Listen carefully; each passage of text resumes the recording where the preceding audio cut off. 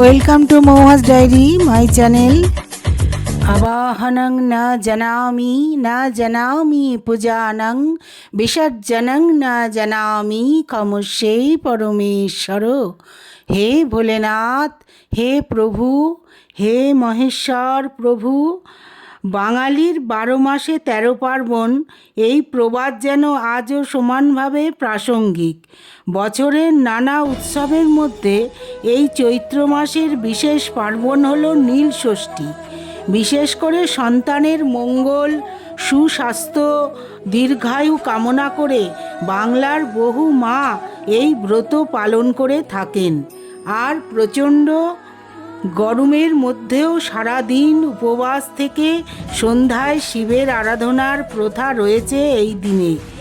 তবে এই চলতি বছর 2026 সালের নীলষষ্ঠী কত তারিখে পড়ছে, কিভাবে পালন করবে বন্ধুরা, আর কি তার মাহাত্ম্য রয়েছে, সবই তোমাদের জানাচ্ছি বন্ধুরা। ভিডিওটা প্রথম থেকে তোমরা দেখে নাও আর সন্তানের মঙ্গল কামনা করে অবশ্যই ব্রতকথা শোনো।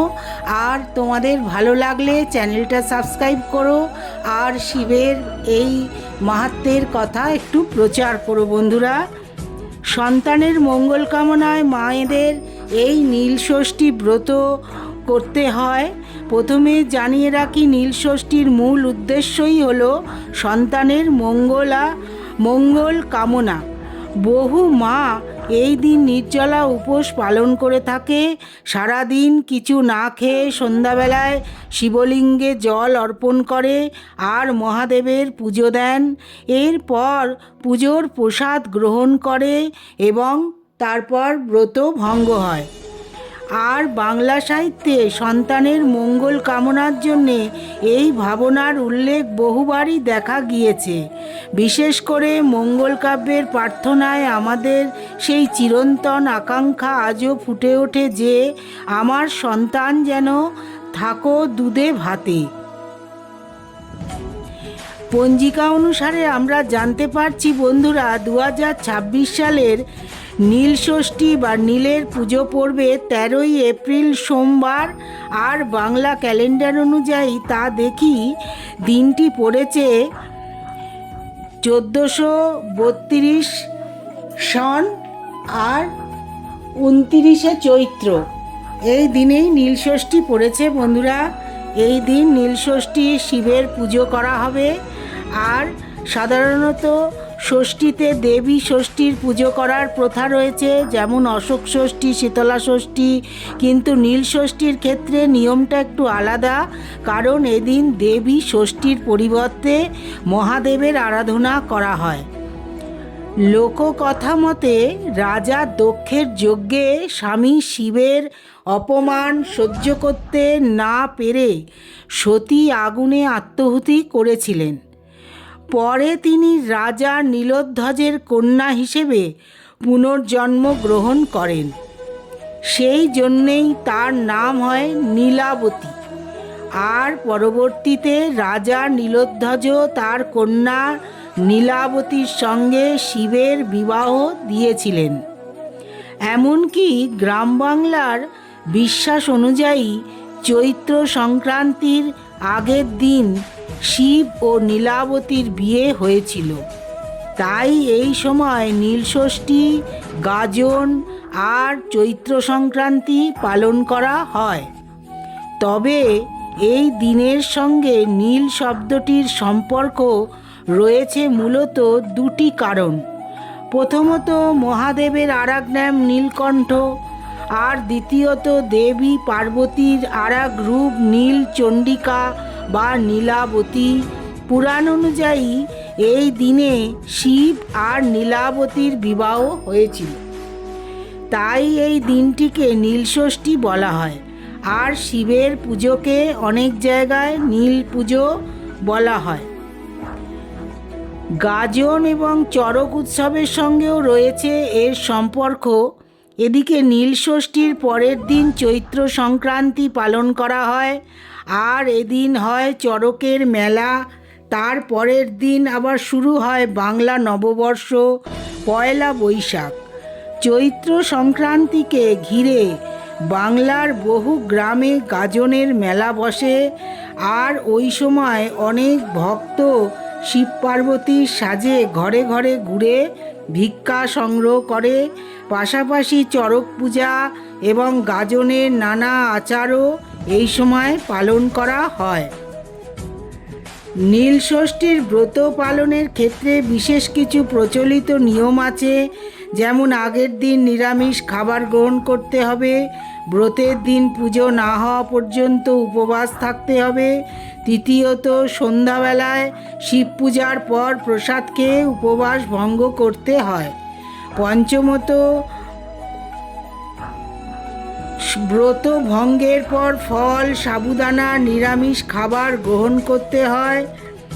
আর অনেকেই বিশ্বাস করেন যে ভক্তি এবং নিষ্ঠার সঙ্গে এই ব্রত যদি পালন করা হয় তাহলে সন্তানের সুস্বাস্থ্য এবং দীর্ঘায়ু আশীর্বাদ লাভ করা যায়।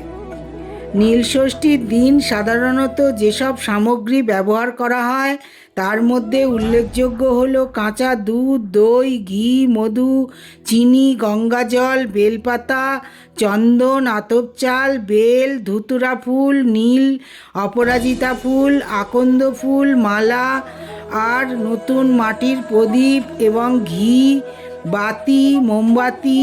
এছাড়াও অনেক মা তাদের সন্তানের নামে আলাদা করে এই মোমবাতি প্রদীপ জ্বালিয়ে মহাদেবের কাছে প্রার্থনা করেন, তার সন্তানের মঙ্গল কামনা করে। সন্ধেবেলায় নীলের ঘরে বাতি জ্বালতে হয়, প্রচলিত আছে। সন্তানের নাম করে বন্ধুরা তোমরা এইভাবে নীলষষ্ঠী পালন করবে। আর নীলষষ্ঠীর ব্রত কথাটা তোমাদের বলে দিই বন্ধুরা, শুনে নাও। অবশ্যই তোমরা নীলষষ্ঠীর দিন এটা শুনবে। এক ব্রাহ্মণ আর বামুনির কোনো ছেলেপুলে ছিল না, ছেলেপুলে হয়ে বাঁচত না। তারা দুজনে পরামর্শ করে একদিন তীর্থে যাবার জন্যে বেরিয়ে পড়ল। ক্রমে তারা যখন সরজ নদীর তীরে এসে পৌঁছলো তখন বামন বলল, চলো এই জলে ডুবেই আমরা জীবন শেষ করি। বংশরক্ষার জন্যে যখন একটি ছেলেও রইল না তখন বেঁচে থেকে আর কি ফল। এই কথা বলে তারা নদীতে নামতে গেল। এমন সময় মা ষষ্ঠী এক বুড়ির রূপ ধরে এসে বললেন, ওগো বাছারা, তোমরা আর বেশি দূরে যেও না, দূরে গেলে ডুবে মারা যাবে। বামন আর বামুনি তখন তাকে নিজেদের দুঃখের কথা সব বলল। মা ষষ্ঠী তখন শুনে বললেন, দোষ তো তোমাদেরই বাছা। সদ্যজাত শিশুর কান্না শুনে অহংকারে মত্ত হয়ে তোমরা সবসময় আমায় বলতে, বাবা আপদ গেলে বাঁচি। কখনো বলেছ কি যে আহা ষষ্ঠীর দাস বেঁচে থাক, সেই পাপেই তোমাদের এই দুর্দশা। বামুনি তখন বুড়ির পায়ে ধরে বলল, কে তুমি বলো মা? বুড়ি বললেন, আমি মা ষষ্ঠী। শোনো, এই চৈত্র মাসে সন্ন্যাস করবি আর শিব পুজো করবি। সংক্রান্তির আগের দিন উপোস করে নীলাবতীর পুজো করে নীলকণ্ঠ শিবের মাথায় জল অর্পণ করবি, ঘরে বাতি জ্বেলে দিবি, তারপর আমায় প্রণাম করে জল খাবি। একে বলে নীলষষ্ঠী। দেবী এই কথা বলেই অদৃশ্য হয়ে গেলেন। এরপর বামুন আর বামুনি দেশে ফিরে এসে নীলের দিন খুব ভক্তি আর নিষ্ঠার সঙ্গে নীলষষ্ঠী ব্রত করল। এরপর কিছুদিনের ভেতর মা ষষ্ঠীর দয়ায় বামুনির একটি সুন্দর ফুটফুটে ছেলে হলো। মা ষষ্ঠীর কথা মতো তার কোনো অনিষ্ট হলো না। বামুনির ব্রতের মাহাত্ম্য দেশে দেশে সবাই জানতে লাগলো এবং এই ব্রত পালন করতে আরম্ভ করলো। ছেলে মেয়ের মায়েরা এই ব্রত করলে তাদের সন্তানদের অমঙ্গল কোনোদিনই হয় না। ভগবান শিব আমাদের এই ধরাধামে ভগবান মহেশ্বরকেই আমরা ডাকি।